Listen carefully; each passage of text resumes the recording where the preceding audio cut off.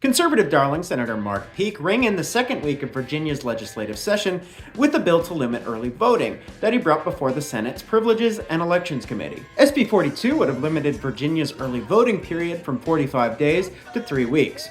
Fortunately, it was defeated in committee, though the party line vote indicates that this matter has not been fully put to bed. Aside from this being another conservative effort to make voting harder, I bring this up because of the logic that Senator Peake used to make his case. His main argument is that there are 4 states with early voting that have shorter early voting periods, arguing that these 4 states are not, quote, bastions of voter suppression. Never mind the latter comment, as I'm sure he and his buddies would ignore that very logic the moment it's time to rile up their base. I'm going to focus on the crux of his argument. You see, this is a lie by obfuscation. Another word for that might be disinformation. Half of the states he mentioned have permanent vote by mail, meaning the early voting period is not the only attempt by the state to make voting easier. Permanent vote by mail necessarily means that early voting need not be as long, as a voter can cast their ballot at any point in time with little to no trouble. I should know. I used to live in California, and let me tell you, vote by mail is great.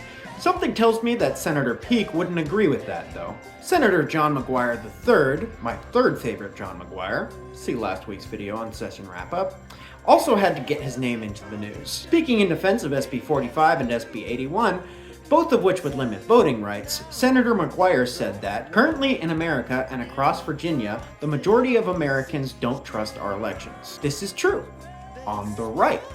But that is the direct result of a sustained years-long effort by conservatives to demolish trust in our elections to suit their ends, namely to nullify the results of the 2020 election and cast doubt upon the results of any future election that does not directly benefit them. Unfortunately, that sustained disinformation campaign has worked extremely well for them with their base.